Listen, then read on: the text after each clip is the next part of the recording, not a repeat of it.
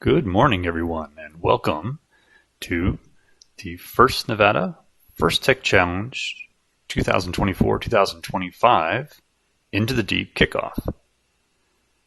Today we're going to have an opportunity to introduce the season and hopefully get you off to a great start for an enjoyable season, both with some reminders here up front about the season and how it's going to run, and then we're going to play the official video that's being released at 9 o'clock our time. And then after that, we'll have a brief discussion of some of the major rule changes this season. And then when we finish that, we're going to move on and we will have a robot game overview and then some Q&A with our head referee. So first we want to talk about what First Nevada is. First Nevada is a nonprofit here in the state of Nevada, and our mission is to inspire young people to become science and technology leaders by engaging them in exciting mentor-based programs that build science, engineering, and technology skills that inspire innovation and foster well-rounded life capabilities, including self-confidence, communication, and leadership. Of course, as part of that mission, we deliver the robotics programs of FIRST. It can be very helpful to kind of distinguish between what is FIRST and what is First Nevada. So when we talk about FIRST, we're talking about the headquarters of the international organization that's based in New Hampshire. And then here, of course, in Nevada, we have First Nevada, and we're the local nonprofit that then delivers those programs and provides the experience for the teams here in the state. Also want to introduce you to some of the important people here in the state that help you deliver these programs. I'm Scott Duncan. I'm the program delivery partner for First Tech Challenge here in the state of Nevada. Up here in the north, we have Henry Sturm, who is our coordinator, and down in the south, we have co-coordinators, Francois and Grace.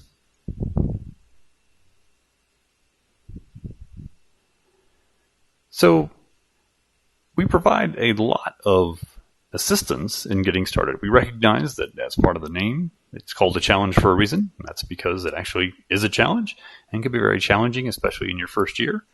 But even in your second and third year, to try to develop new skills, it's always great to have some assistance in developing those skills. And we want to be here for you to do that. And to that end, we have workshops and webinars, in addition to some of the content that we put out, to try to help you identify resources, gain new skills. So first of all, let's talk about the things that we do that are webinars. Those are things that are done online. A key part of that is our Coaches Corners, and that's essentially a monthly webinar that we have that's primarily oriented towards helping the coaches with administrative tasks. So how to run their team, what to-do items they have on their list at that point in the season, and to basically help hold their hand through the season and make sure that they feel comfortable with where their team's at and they're accomplishing the things they need to accomplish. We also then have workshops. Some of those workshops are delivered in person, and some of them are delivered online. So some of the key ones here, the Robot in a Day, that's going to be in person, basically provides an opportunity for a team to come in with a kit of parts and leave that day with an assembled robot chassis and to do some basic teleop programming. We have an online computer-aided design webinar. Then we have an autonomous programming workshop that's in person, and that's where we'll take kind of this basic chassis, a robot that we have, and try to develop techniques for moving the robot in autonomous period, where it moves on its own without any help from the drivers. We also have the scrimmage here, and that may sound like a competition, and it definitely is, interactive kind of simulation of what our matches are like, but there's no consequences, and we want to encourage people to attend and view it more as a learning experience, and no matter what condition their robot is in, to come out and use that opportunity to see where they're at and also see what other teams are doing. We're going to have a marketing and business workshop that will be in person down in Las Vegas. Still not quite sure if it'll be something that'll be streamed or not, but that can be a great resource in terms of things like fundraising or kind of how to organize your team things of that nature. And then we have an online workshop, our engineering portfolio workshop, and that's basically where we try to tell you what type of content should be in that portfolio to assist the team in making a great presentation, great impression on the judges. So I want to talk a little bit about the schedule that you'll see this season. We talked a little bit about the training opportunities, the workshops, and so forth. So what actually happens during the season? During the season, we have league meets. So the league meets are basically the robot game matches. And at those events, there's only the matches. There's no judging of the teams at those events. So basically you show up with your robot, you run your robot 5 times. And just like it would be in any other sport, your team will start to develop a record, right, of their wins and losses. And so it's important to attend those league meets. We ask the teams attend a minimum of 2 league meets in order to attend the league tournament. So we encourage you to get out and do that. You'll see here that there's 3 dates in the north, 3 dates in the south of the same dates. One thing that's not shown here is that on those dates, there's actually 2 separate league meets. There'll be a morning league meet and an afternoon league meet. So there's actually a total of 6 league meets in the north and in the south. They will happen on these 3 days, again, with an AM session and a PM session. So please make note of that. And we'll talk a little bit later about how to express your preferences of which league meets you'd like to attend. And then after those preferences have been expressed, we will assign teams to those league meets. You'll know which ones you've been assigned to. So during the season, you'll develop your record by going to these league meets. And then in February, we'll have a league tournament, both in the north and in the south, one for each of the leagues. And at the league tournament, it's a 2-day event, as kind of shown there. It's kind of a half day on Friday and the late afternoon through the evening, and then all day on Saturday. On Friday, we're doing things like inspecting the robots and the team's judging session. So basically an interview with a panel of judges where the teams can make a brief presentation and then answer questions from the judges about their season. And then on Saturday, we'll have our qualification matches in the morning, and then we'll have playoff matches in the afternoon, and finally an award ceremony at the end of the day for both the Judges Awards and the robot game winners. From those league tournaments, a select number of teams will advance. So not all of our teams advance to the state championship. I would anticipate it'll be approximately 50% of the teams, but we'll see how many teams we end up with total this season. But we'll have 24 teams at the state championship, and so both the Northern Nevada League Tournament and the Southern Nevada League Tournament will advance the number of teams based on the proportion of the total number of teams attending those 2 events. And they'll advance on to the state championship. And the state championship will be run just like the league tournament. So again, it's a Friday and Saturday 2-day event. And we'll again have inspections and judging on Friday, and then have the robot game matches, including both the qualification and the playoffs, and then the award ceremony at the end of the day on Saturday. And from that event, we anticipate having 2 advancing tickets, if you will, to the World Championship that will be in Houston in April. As you can see there, that's a multi-day event. And we've been fortunate enough to have some teams that have been able to attend, as well as to have both some team and individual winners at that event. We're very proud of that. I think it's a sign that Nevada is growing as a region in terms of both the quality of the teams and the number of teams that we have that can produce those results even at a world championship level. We'd like to see that continue. And so we're really looking forward to another great season that hopefully will be very competitive.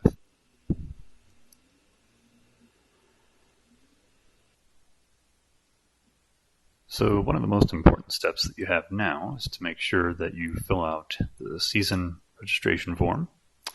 And that form is online and available now for you to go to and fill out. On this form, the primary objective is for you to tell us which league meets you'd most like to attend, and alternatively, if there's certain league meets you know you can attend based on your schedule, to convey that on the form.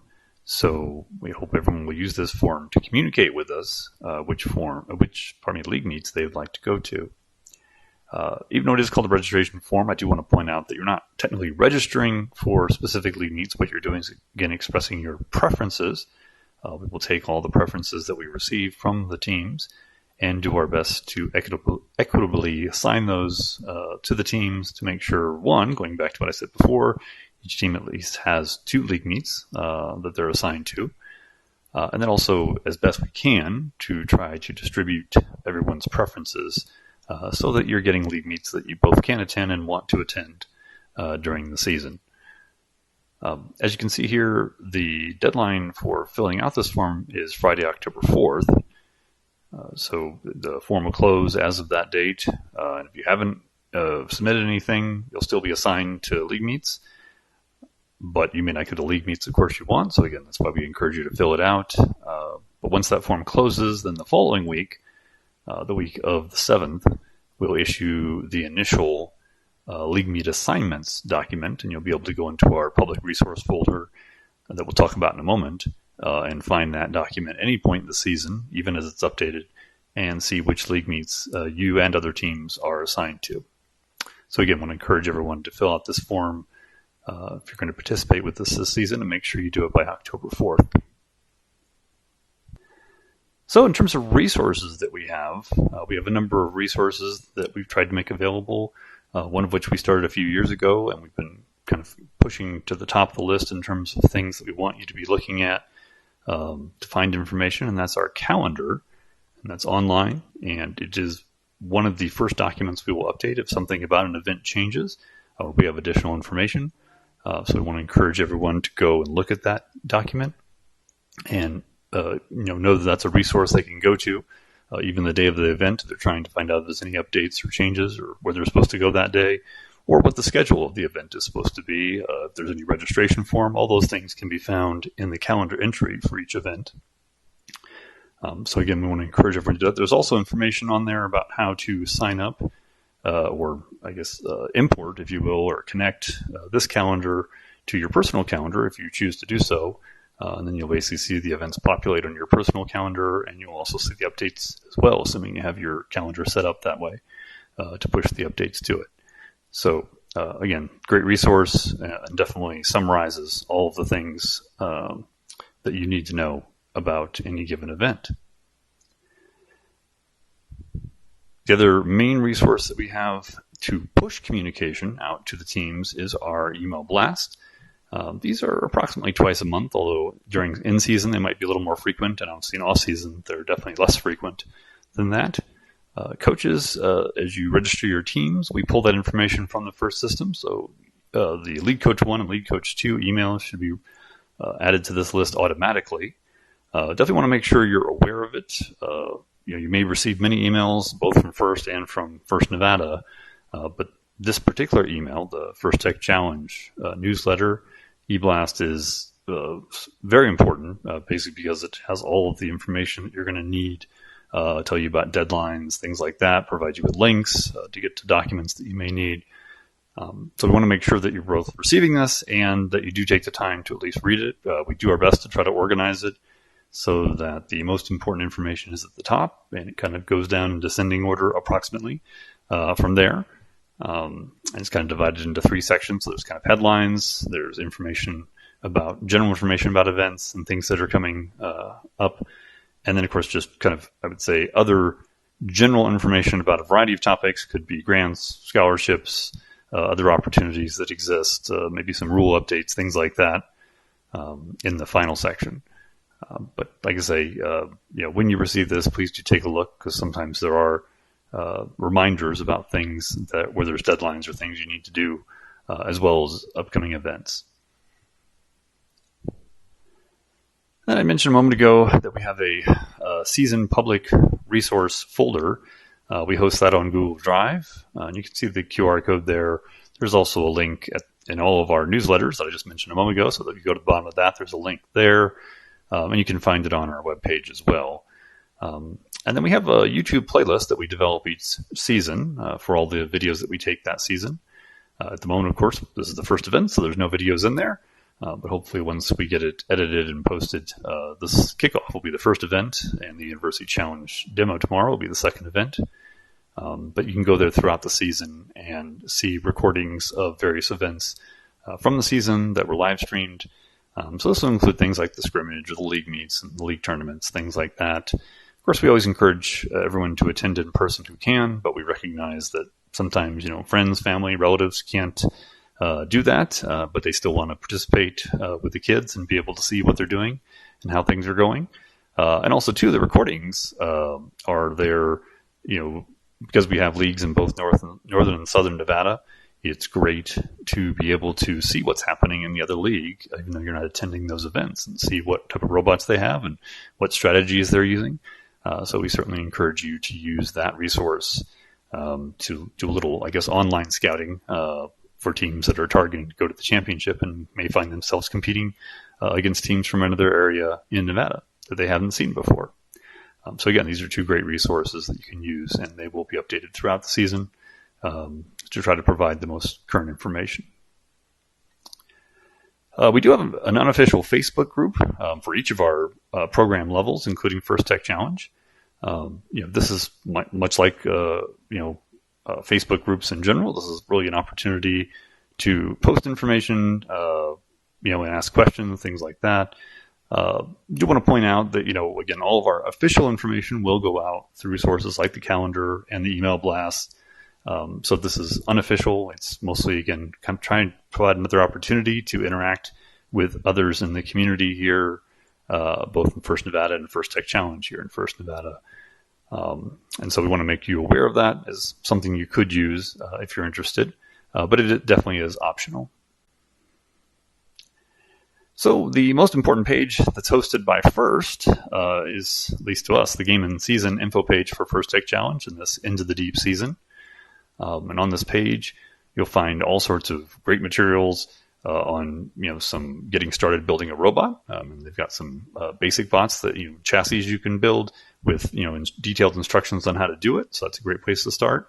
They have some programming resources, including links to not only text documents, but also to videos as well to take you through some of the basic steps of, configuring your robot, wiring it up, through the electronics and the control system, as well as then doing programming on the robot. So that's very helpful, as well as then some team management resources that will help you things like fundraising or organizing your team or things of that nature. And then probably the page that might be most relevant or most important to you is the one that talks about the game and season materials, which gets specifically about this particular season.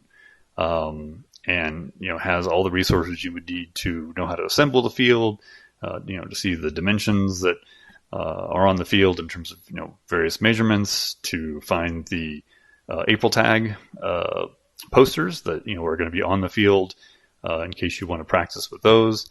So all of these things are found on this Game and Season Materials webpage, and then within that. The most important page that you're going to find, or maybe resource you're going to find, is the competition manual. And we definitely want to make sure that you're taking time to read that. That is, provides the rules for the program, for what happens at events and competitions, the rules surrounding that, and then of course the rules of the robot game itself, during the matches. So just like any other sport, there are definitely rules involved with participating, and we want to make sure that you have that most current information throughout the season. So like say this competition manual is one you want to come back to multiple times throughout the season to make sure you've got the most current version and that your team is familiar with the contents of that competition manual. Just wanted to give a quick plug because all teams are looking for money. That's not uncommon, and certainly understand that to help fund their season. Gene Haas, who has provided funding in previous seasons to teams at multiple levels, program levels here in First Nevada, is doing again so this season for First Tech Challenge teams. And we want to make sure that you get your application in so that you can be considered for these grants. One nice thing about this particular grant is that it is available to pretty much every team participating here in the state. Many of our other grants maybe have been restricted to schools or even more restrictive to public schools. You can see on the screen here, it can be public schools, it can be private schools, and it can even be a community team as long as they have the 501c3 status, basically, tax exempt status. And then an additional note on that, because it was mentioned in the email blast that went out last week on Wednesday, we talked about how there's the Hack Club Bank, and that group basically has set up a nonprofit of their own, and they are willing to provide, in essence, a pass-through where you can use the tax ID number that they have to receive the funds, and for a small portion of that, they will basically, again, allow you to use both their tax ID number, but also the systems they have in place to help you track your expenses and the funds you've received. And they can pass that through to your team. So again, even a community team that's not affiliated with a school that might already have this status can relatively easily find a way to receive these funds and apply for this grant. So I want to encourage pretty much all teams that are based in Nevada, as that is one of their requirements, to go ahead and apply for this grant. So now, I think we've finished all that. It's time to get to the part you really wanted to see, that you came for, and that is, of course, the global release of the Into the Deep season, including the reveal of the robot game and the animation that goes along with it. So without further ado, I'll turn that over and we'll start playing that video. And then when we finish, we'll come back and we'll talk a little bit about some rule changes this season.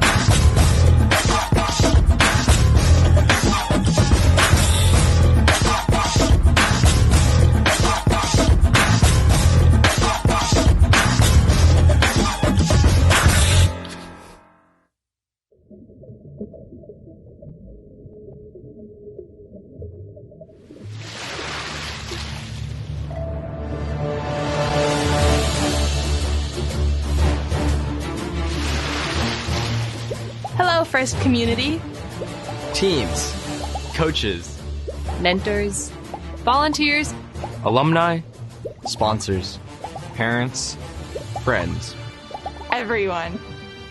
We are the 2024 First Tech Challenge Dean's List Award winners, an honor to be your host for today's celebration.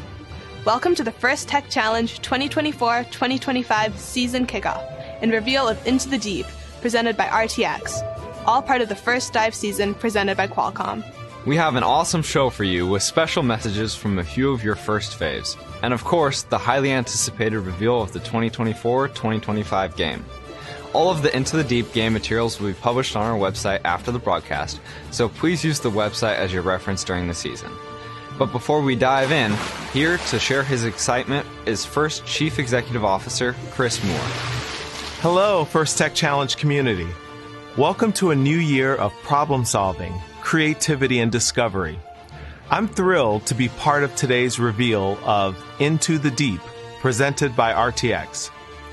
You are among more than 100,000 First Tech Challenge participants around the world who will uncover the potential in each of us to strengthen our community and innovate for a better world with healthy oceans.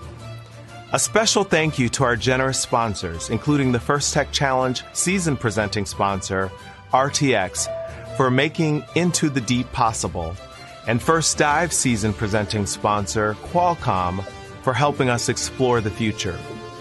And my sincerest gratitude to you, our participants, our coaches and mentors, our volunteers, and our passionate supporters around the world. Thank you for making First Tech Challenge the successful, engaging, and fun program that it is.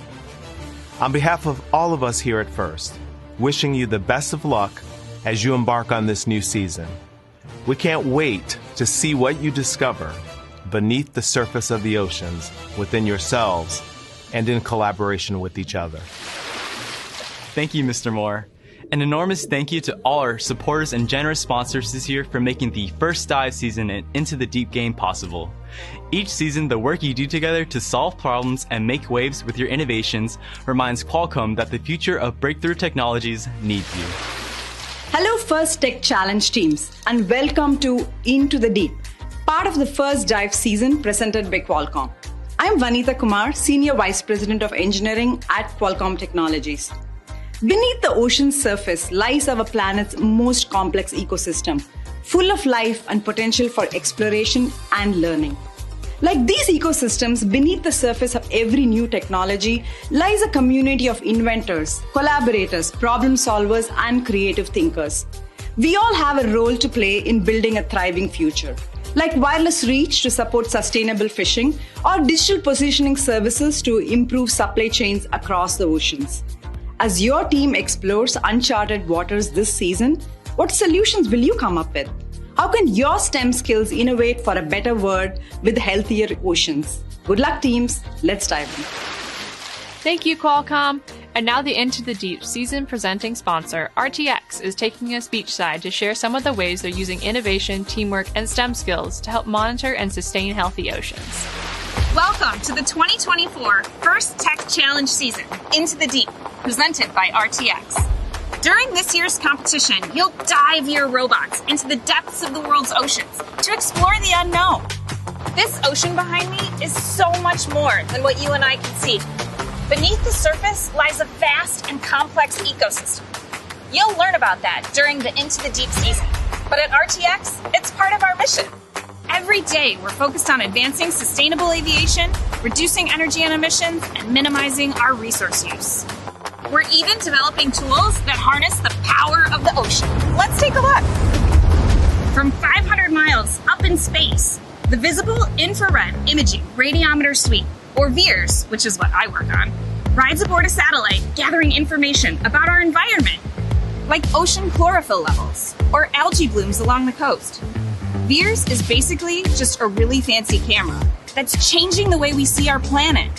It has a rotating telescope to gather particles of light called photons that travel through various lenses, mirrors, and detectors to generate data that's used to identify things, like emerging storm patterns. VIIRS' tracking capabilities can increase warning times on approaching hurricanes and forest fires, and this ultimately saves lives. On board a different satellite, RTX's new Glimmer instrument will collect and process information from across the electromagnetic spectrum to get a detailed view of coastal water conditions. Glimmer will provide precise measurements of ocean ecosystems in the Gulf of Mexico, parts of the U.S. coastline, and the Amazon River. These markers can be used to detect coral bleaching and red tide, and will help decision makers rapidly respond to coastal disasters, like an oil spill. Back here on the ground, RTX is optimizing technologies that predict stream flow and flooding to better understand drought and other water quality challenges. Our goal is to help communities become a more climate-ready nation.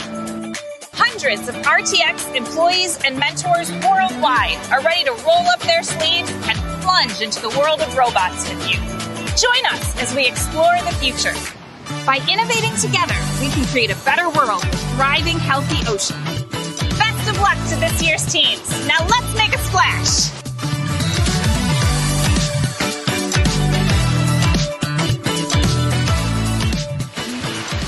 Wow, thank you, Julie, for giving us a closer look. And thank you to the more than 500 RTX employees who are FIRST mentors. An important part of what makes FIRST is gracious professionalism. It's also at the heart of each team practice, get-together, and each and every First Tech Challenge event. Let's take a moment to hear from Senior Program Director Rachel Moore on an important message about gracious professionalism. Thanks, Ryan. I know we're all excited to see this year's game reveal, but before we get to that, I'd like to talk a bit about something that's important and at the core of what we do, gracious professionalism. Whether you're a rookie hearing the term for the very first time, or whether, like me, you've been part of the FIRST family for a long time, this is a part of the ethos of FIRST that we can't take for granted. If you've never heard the term before, gracious professionalism is kind of like good sportsmanship, but instead of only describing how to behave when you compete, it applies to all aspects of your life. There isn't one specific definition of gracious professionalism, but it exists in the space where you and your team are performing at their best competitively, but you're also taking time to include and help others. First is a small representation of the real-life opportunities that each of you will have to make decisions which reflect Gracious professionalism in your everyday life. Many of these decisions that we make may seem tiny or inconsequential, but it's the little choices that each of us make when no one is watching that all combine and fuse together to form our collective culture. It's okay that gracious professionalism is hard to define. You already know how to compete hard, and you know how to be kind. Think about how your actions make others feel and how that makes you feel. How do you feel when you can do the right thing for yourself and others? What if it's only good for you and bad for others? Would you lend a tool to a team in need or give them a spare part? What if that team is on your alliance? What if they're against your alliance later in the tournament? Later, if you didn't help that team when you knew you could, and you beat them, how proud do you feel of that win? You won't always get it right, and that's okay, because gracious professionalism is a journey, not a destination. It's something we should strive to practice every day, but none of us are perfect, and we will fall short some days. When we make a mistake, we should own it, offer a sincere apology, attempt to make amends, and then we have an opportunity to think about how we can do better in the future. First is hard. It's supposed to be. And that means at times during this season, you will feel pressure and experience stress. In those difficult times, it might seem easier to be selfish or only take your own interests into account. After all, even if you do everything the right way, there's only a handful of teams that will win their last match of the season and get to celebrate being world champions. But while there are a limited number of championship trophies, there is no such limit on the number of teams who will have a successful season. Don't waste time on being envious of others' success. Ask questions, challenge yourself, learn from others, and share your own knowledge. Does your team define goals for your season? Do they include defining what success will be? How can you set goals which will help you better practice gracious professionalism? What is one thing you're proud of that you can help another team with? And what will you ask for help with? Don't be afraid to compete, but also have fun and take time to make today a better place for someone else too. In this Into the Deep First Tech Challenge season, remember, a rising tide lifts all boats. What an important message from Rachel. Our team coach also makes sure gracious professionalism is a priority for our team. As you and your team dive into this season, make sure you check out our video of tips for how you can practice gracious professionalism on and off the field this year. We also want to share an enormous thank you to our fantastic game design committee, Jessica Bullen-Smith, Michael Coleman, Laura Donadio, Mark Edelman, Aaron Fadden, Manny Lowe, Joe Parado, and Kevin Rudd.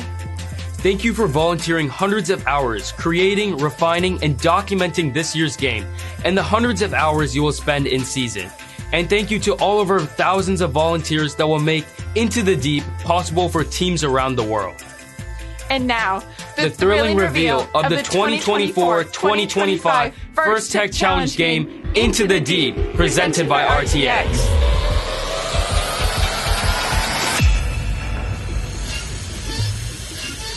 Welcome to the First Tech Challenge 2024-2025 season game, Into the Deep, presented by RTX.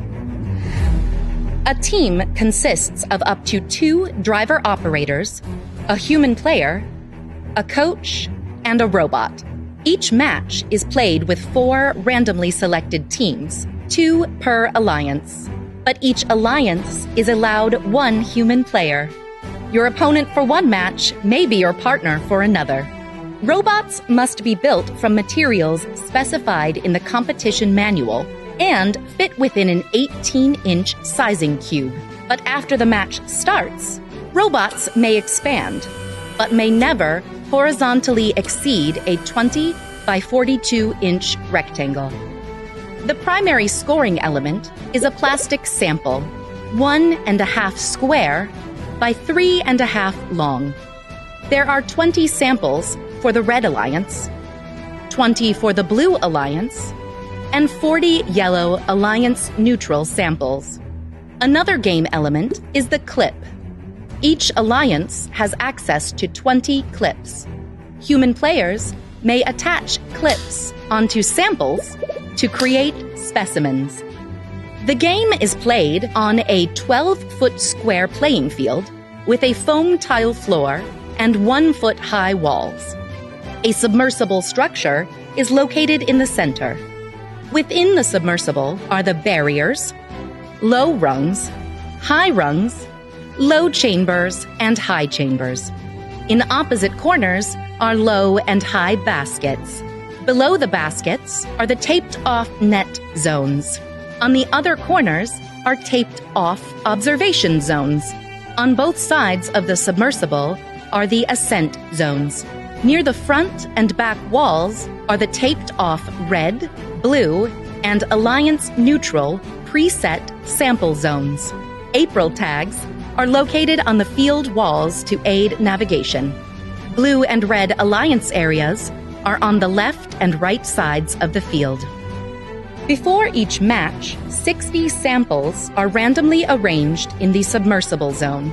20 clips are positioned outside of each observation zone, and 12 samples are positioned on the preset sample zones. Teams place their robots on the field, touching the sidewalls. Each robot can start the match with either one specimen or one sample. The field and players are now ready. The match begins with a 30-second autonomous period. During auto, robots may attempt to score using pre-programmed instructions and sensor inputs. Following auto is the 2-minute teleoperated period. Robots score using driver inputs. There are many ways to score during the auto and teleop periods. For example, scoring a sample into the net zone earns 2 points. And scoring a sample into the low basket earns 4 points, or 8 points for scoring into the high basket. Robots may bring Alliance-specific samples to the observation zone. Human players can attach clips to the samples, turning them into specimens. Scoring a specimen on the low chamber earns 6 points, or 10 points if scored on the high chamber. Sample colors may be neutral or Alliance-specific, but specimen colors must be Alliance-specific. The last 30 seconds of the teleop period is the endgame. Robots may continue scoring, but have protected access to their ascent zones. Each robot contacting the low rung earns 3 points. If a robot achieves a low-level ascent, it earns 15 points. But a high-level ascent earns 30 points. When the match ends, a robot parked in the observation zone earns 3 points. There are many ways to score in Into the Deep, but there are also rules that, if not followed, will result in foul points being added to the opposing alliance's score. A robot cannot enter the observation zone if a human player is in that zone. Scoring elements may not be launched. During endgame, robots may not interfere with other robots in their alliance's ascent zone. This has been a summary of this season's game, Into the Deep, presented by RTX. For complete rules, please read the competition manual and check the Q&A forum. And always remember the most important rule of the First Tech Challenge: gracious professionalism. Good luck, teams, and have a spectacular season. Wow, this game looks incredible. I can't wait to dive in with my team. A special thank you to volunteer Kevin Thorpe for the beautiful animation, and alumni director Michelle Long for narrating. For a deeper dive on gameplay strategy, visit our Game and Season page after the broadcast for links to detailed field walkthroughs with First Tech Challenge project manager Aaron Fadden and the game animation. We can't wait to see your creative solutions and robots in action on the field. Everyone's invited to explore Into the Deep. If you haven't registered yet, there's still time to join in on the action. Visit our website for details and steps to get started. Already on a team? Check out our free social graphics, recruitment posters, logos, and more. And be sure to tag First Tech Challenge on your team's social posts. Thanks for joining us to kick off the season, and for being a part of the First community. Good luck, teams. The ocean awaits.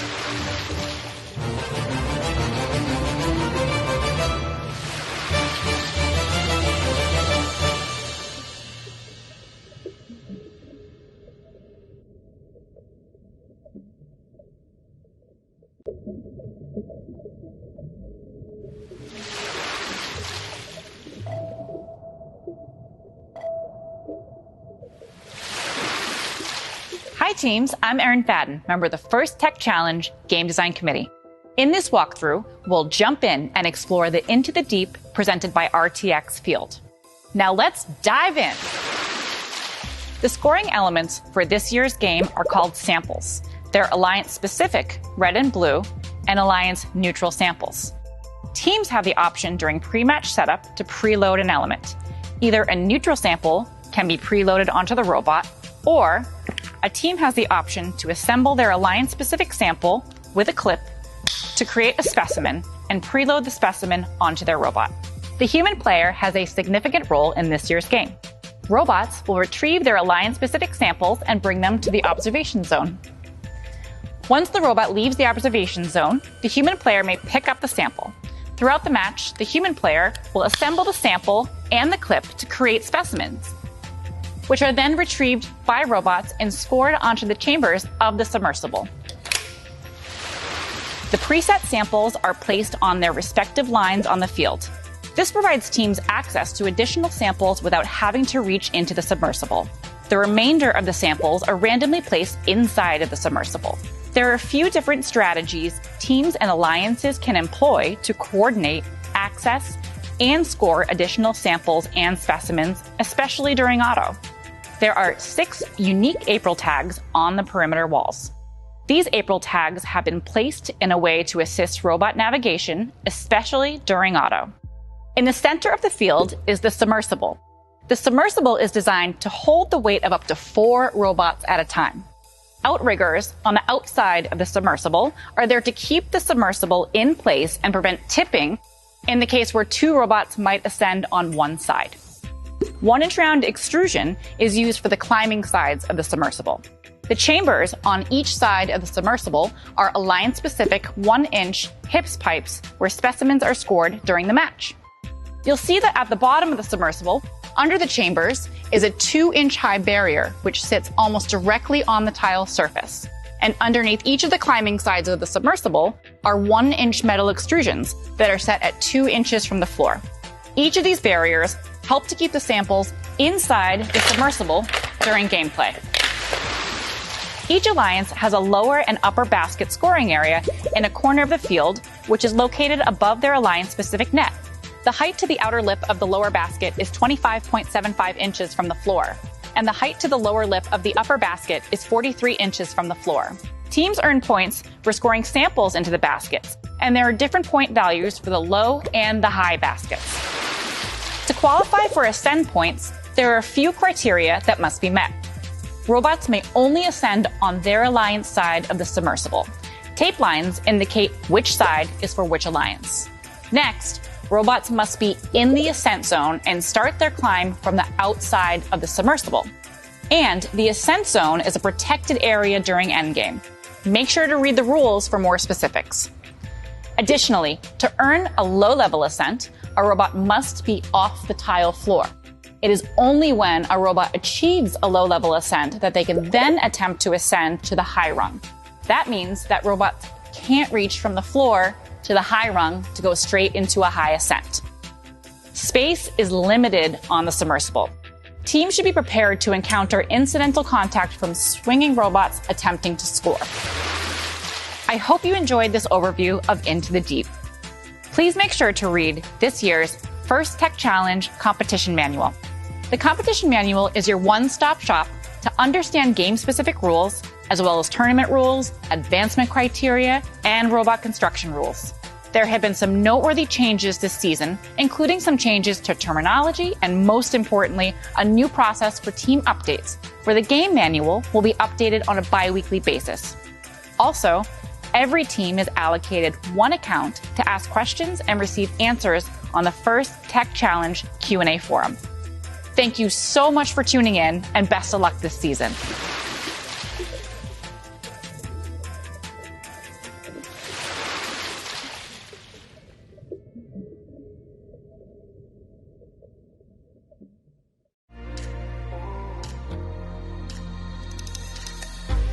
Gracious professionalism is the positive, kind, and respectful way in which we treat each other.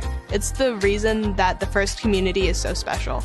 It's about balancing competition and cooperation. And it's all about cooperating in a time of manner while even though there's stress, even though there's conflicts, we should always be in a respectful and kind manner to no matter who we are talking to. In a first setting, it's being nice to your teammates and being willing to lend a helping hand, even if you know, next match you may be competing against them.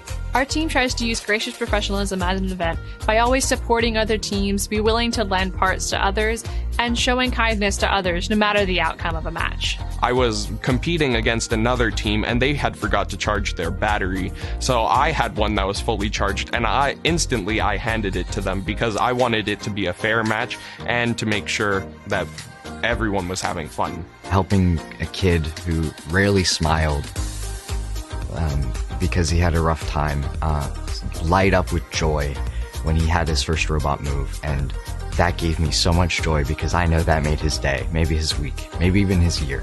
I want to be a leader and a person people can look to for support and help. You can be a gracious professional both in your everyday life and in your future just by being kind and respectful to everyone and helping everyone out. I work hard to learn technical skills so that I can help run local events in the community, and I actively mentor others to do the same. When I go to school, sometimes we have group projects and they're a little bit tough, and gracious professionalism can really help me through that with the collaboration and feedback sessions. We can, build sort of this ecosystem where everyone is happy and everyone's respecting each other and flourishing together as a family.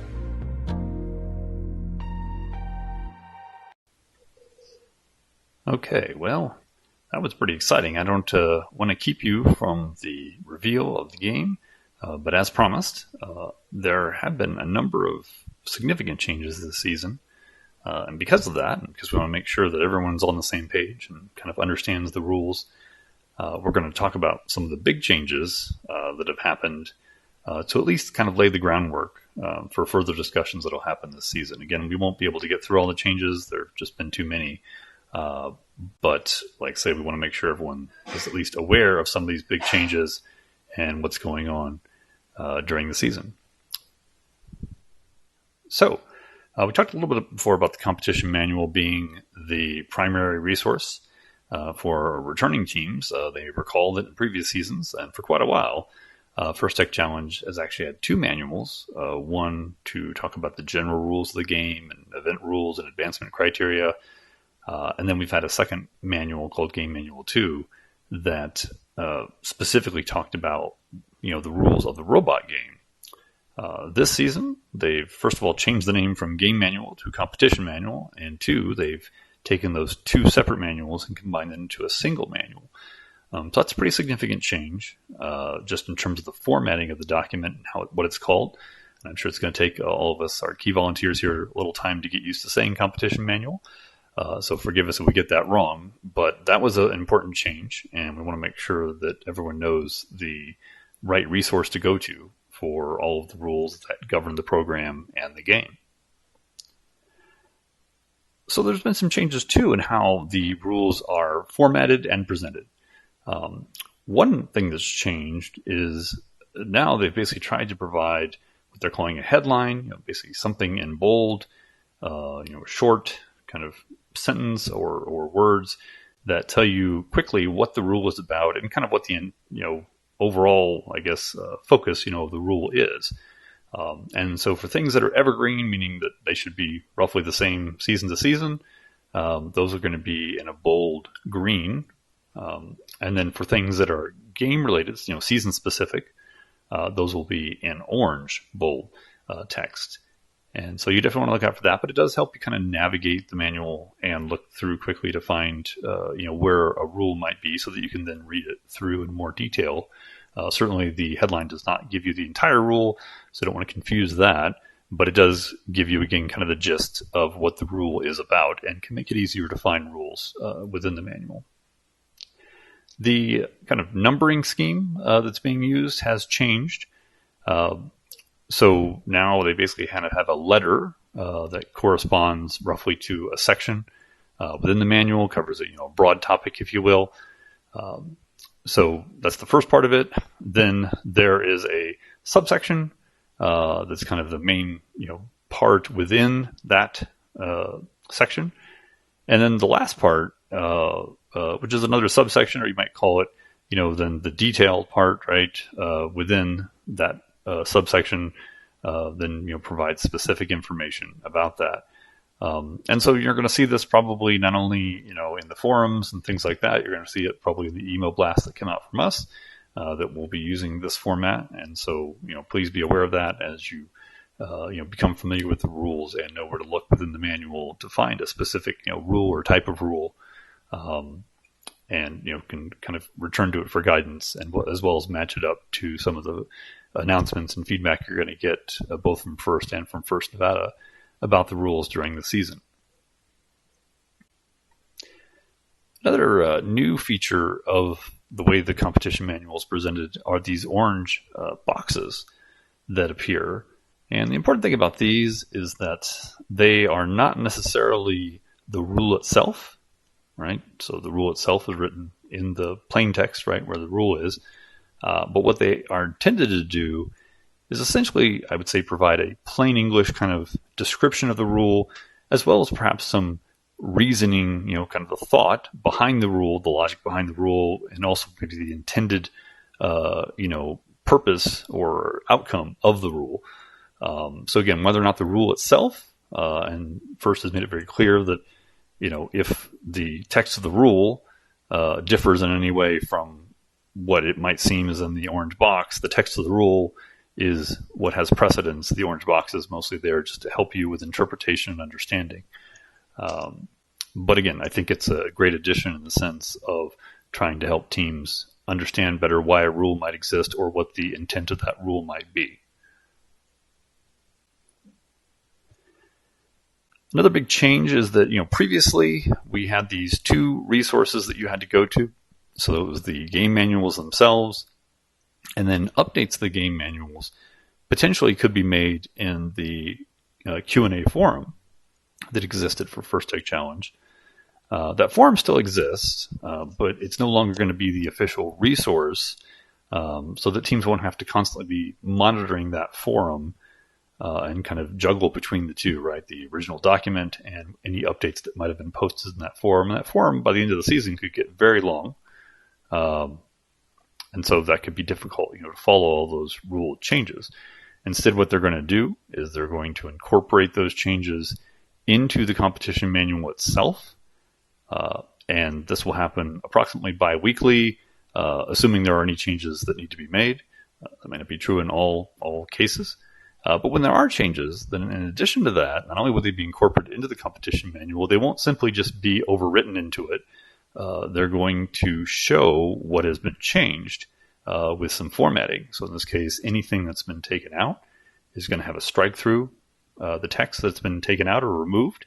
And anything that's been added is going to be highlighted in yellow. So as the season progresses, the hope is that it's easy to look through the current version of the competition manual and see where changes have been made and exactly what has been changed, including both what has been removed and what is being added. So again, I think this will be helpful both in terms of not having to have multiple resources to look at and also being clear about what is the guiding kind of final document in terms of what the rules are based on. So we don't have two sources. And then as well as that, showing exactly what has been changed and being able to track that during the season. There's been some minor updates to terminology. So I think we all pretty much use these words anyway, which I suspect is why they've been changed, because regardless of what it said in the manual, in common vernacular, we were all calling them auto and teleop. So auto is the period, the first 30 seconds of the 2.5-minute match where the robots act on their own with the programming without any driver interaction. And then we have teleop, which used to be called the driver control period. And that is the remaining 2 minutes of the 2.5-minute match where the drivers control the robot directly using the gamepad. So it's a minor change. And again, probably just makes it more consistent with what we were calling it anyway. I think perhaps a more significant, philosophical change kind of happening in the background with all these changes to the competition manual is it's kind of moving in the direction of saying the manual talks about what you are required to do, and it talks about what you are prohibited to do. So, things you cannot do. And then it's basically saying at that point, if it didn't require you to do it and you're not prohibited from doing it, you probably can do it, right? There's no prohibition against doing that thing. I think there's a certain amount of common sense and reason required here that you have to kind of incorporate on your own. That, we're not looking for wild, speculative types of what-if scenarios.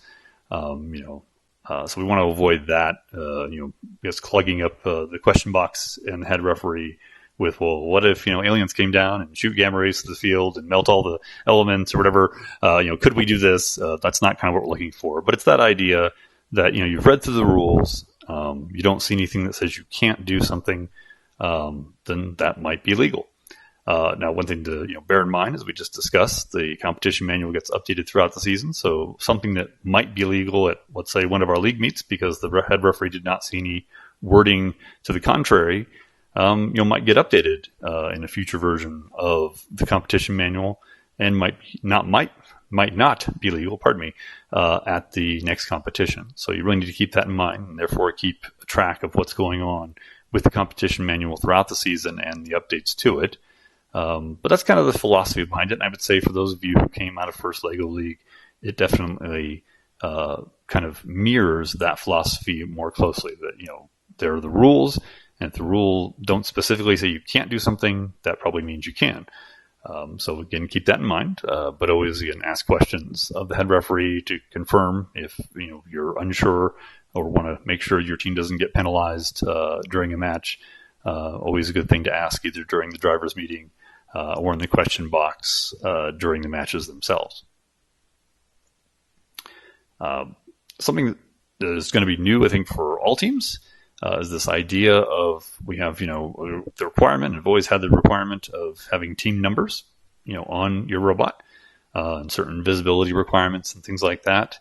A couple things here. We used to have separate alliance markers, so red and blue markers to help identify which alliance your team was on in a given match, since it can change, from red to blue from match to match. In this case, they've eliminated the alliance markers as a separate object or item that you need on your robot, and they've incorporated it into the number signs that are required to be on the robot. And so you're going to have two sets of number signs for your robot, one with a blue background and one with a red background. There are some other requirements in terms of, again, visibility, contrasts of the lettering on the sign. And I think another important change here is that before, arguably, teams that had shorter numbers had a little bit of advantage because they could make their signs smaller, right? Because they didn't have many numbers to put on there. In this case, the new rule basically creates requirements for the sign size itself, regardless of how many numbers and how large the numbers are. A requirement for the overall sign size, such that all signs should be the same size on the robots, again, regardless of how big or small their number is. Another little fun thing you might see there is that you see the first logo displayed on the number sign. That's something else that they've added in that allows teams to perhaps customize their number sign a little bit if they want to. So encourage you to read through those rules, make sure you understand them, including and especially our veteran teams, as this will be different than what they've seen before. So make sure you're familiar with that before you come to your first competition. There have been some changes to the awards. In fact, there's been quite a few changes to the awards, and definitely don't have time today to cover all of them. But I was going to point out at least two here, but want to encourage you to read through all of the awards rules in the competition manual because, again, there have been multiple changes. But two we're going to cover here real quickly is the Promote Award, which was essentially kind of like a PSA, that teams would make on behalf of First. That award has been retired, so it will no longer be part of the awards. And then the Control Award used to have a separate form that you had to submit to be eligible for consideration for that award. And they've done away with a separate form. They haven't done away with the award, just the form. And what they basically said is to apply for that award, or to be eligible, you need to include that content that used to be in the separate submission form in your engineering portfolio. So that's now going to be an additional task or piece of content you have to include in your engineering portfolio to be eligible for the control award. And again, I really do encourage all teams to read through the entire award section to get a better sense of what's required to achieve or to win a certain award, and to again understand that system as well as they can. Some other resources that I think are linked in the competition manual, but you can also find on the volunteer page for FTC. Encourage teams to at least become somewhat familiar with the manuals that are given to our judges and our judge advisor, because you definitely can learn there more about what's happening in the background and therefore what the expectations for your team are. And that can be very helpful as you go into those judging sessions, knowing what they're looking for, and as well as preparing your engineering portfolio, knowing what they're looking for.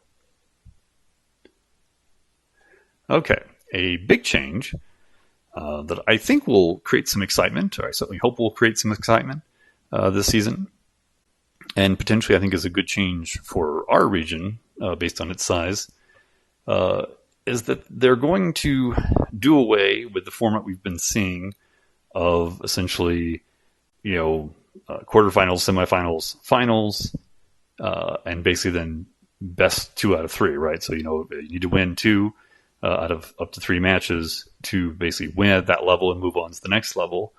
And those 3 matches are played all against the same team. So that was our previous format. And again, that's been around for a long time. So this is a pretty significant change. Instead, they're moving towards a double elimination format with an upper and lower bracket. And essentially the upper bracket is for teams that win, and you drop down to the lower bracket if you lose.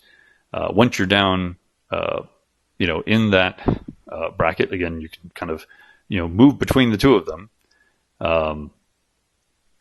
and you kind of advance that way. Each of these matches that you see on the screen is, instead of being best 2 out of 3, now a single match.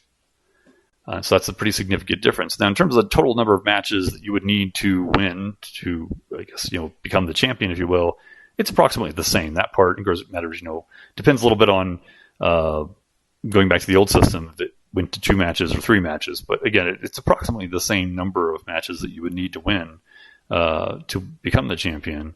What's really changing here is, instead of playing, again, those 3 matches against the same team, you're potentially, if you win, playing against a different team the next time. And you lose, you're playing against a different team the next time. And if you lose twice, that's the double elimination part, then you are out of the playoffs. And I guess since I just said the word playoffs, that's a good time to note the terminology change. So this used to be called the elimination matches, but now they're called the playoff matches. And so the playoffs. So again, kind of be aware of that as well. But again, this is a pretty significant change. I think some of the advantages potentially from our perspective is that, the thinking is, if you're the lowest seeded alliance and you have to play the top seeded alliance, just like, again, other sports, you've seen the NCAA, basketball tournament, things like that, it's very tough to win 2 matches and be able to advance when you're in that situation. Whereas here, if you, for instance, lose, let's say, that first match, you're going to be playing against a different team in the next match, and you might have a chance then to continue to advance. And that can be true even for getting the, kind of alliance ranking, if you will, coming into the playoffs. Just sometimes an alliance matches up better or worse against another alliance. So again, instead of playing those 3 matches against, just one alliance, and you basically have to get past that particular alliance to move on, here, win or lose, you're going to be playing against a different alliance the next time. So it definitely shuffles things up a little bit more, potentially gives more opportunity to some of the lower ranking alliances to still navigate and move through, the matches and, reach the finals. I think the other part about this is they're basically moving from a system where it was the number of alliance partners, number of teams in an alliance, depended on how many teams were at that event. And the cutoff basically was 20 or less was two teams per alliance, and 21 or more was 3 teams per alliance. In this case, they're going to change it to a system where all alliances are 2-team alliances. And what's going to change is the number of alliances that will be participating in the playoffs, playoff matches. This, I think, presents another benefit to our teams here in our region, where it's a relatively small region, because we only have 2 advancing spots, as we mentioned earlier in the slides this morning, going from our state championship to the world championship. And one of those 2 spots is the winner of the robot game. So teams, of course, are very interested in, I guess, being that winner. It has to be the alliance captain, though, of that winning alliance. And so that put a lot of pressure on being the alliance captain. Well, in this case, if we have 21 teams or more, based on the rules that are in the competition manual, we would still have 12 teams participating. So before, we would have had 4 alliances of 3 teams. But now we're going to have 6 alliances of 2 teams each. That means there's now, instead of 4 teams, 6 teams that will be alliance captains and potentially can move forward to the World Championship if they can navigate through the playoff structure. But it provides at least more opportunity. So even if, coming into alliance selection, you weren't ranked as high as you wanted to be, now that potentially goes a little deeper to a point where you can have an opportunity at least to still be an alliance captain. And if you can navigate through it, be a winning alliance captain, and then potentially move on to World Championships. So that's a plus. One caveat of that is you should be aware of is, well, if you only have a 2-team alliance and 2 teams, play at a time on the field, now you've kind of lost your spare, right? So before, if one of the teams, broke down and the robot wasn't working, you could send the other 2 teams in to go play that match without worrying about forfeiting a match or incurring a penalty for a delay of game. Now that's not going to be the case because you have only 2 teams. And so both teams basically need to be performing well, consistently, and have a robot that's not breaking down or having problems. So again, all those things, are going to have to be taken into consideration and may have some impact on, I guess, your alliance selection and what criteria you value the most in that process. So we talked a moment ago a little bit about the advancement order. I just wanted to kind of mention here a minor change, but potentially a significant change. That there's been some changes to the advancement order overall, but the biggest one is that previously we had, top judged awards, so Inspire first place, top robot game, so winning alliance captain, and then we went back to award, in this case Inspire award second place as the 3rd slot, and finally the winning alliance first pick as that 4th spot. So back to a robot game, accomplishment. But they've basically they've kept the first 2 the same. So Inspire Award first place, then winning alliance captain. They've inverted spots 3 and 4.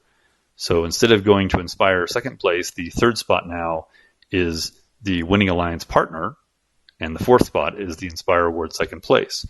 So this isn't necessarily good or bad, but it may have some impact on alliance selection when we get to that point. Thinking about, who you want your alliance partner to be, whether you want to accept an invitation, things like that, may have some impact on that. Because we have seen instances where the Inspire Award first place and the winning alliance captain were the same team, which means we drop down to that 3rd spot. So something to keep in mind and at least be aware of. It's still a ways away, but certainly, put that in the back of your mind as something that you'll want to be considering when you do alliance selection, both the league tournaments and at the state championship. And I mentioned earlier, one of the big changes about the competition manual is that the competition manual will be updated to reflect any changes that are discussed and agreed upon in the Q&A forum. The Q&A forum itself, though, is not going away. So even though it's not an official resource anymore, again, the competition manual is the sole official resource for the rules. The Q&A system itself still exists, and each team gets anyone can view this, but each team gets one login that they can use to post questions to this forum, which will then be reviewed by the headquarters, referees, and responses are given if any, updates are required from those responses. So maybe you found something that's a loophole or a flaw in the rules or a contradiction, and they decide, we need to update that or fix that. As discussed before, those updates will be put into the competition manual approximately twice monthly.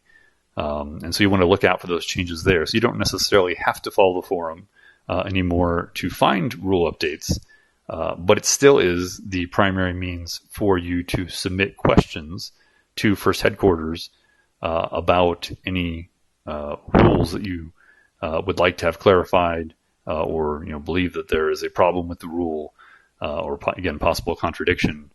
This is where you would do it. And so that system isn't open today. We're assuming we may have a lot of questions, but probably haven't a chance to read through the rules sufficiently to ask good questions. So that will open on September 16th. So be on the lookout for that. But again, definitely encourage everyone to read through the manual first before trying to post any questions. The goal isn't necessarily just to ask questions. The goal, I think, in this forum is to show that you know what the rule book says, but you still have a question or you see a problem with the rule the way it's stated. So again, please still make yourself familiar with the competition manual, but this is where you would go to ask questions if you have them and if you want to get an official response. So with that, I think we'll bring things to a close. We want to express our gratitude for everyone showing up today. Hope you enjoyed it and found it educational, and also enjoyed the opportunity to commune with some of the other teams.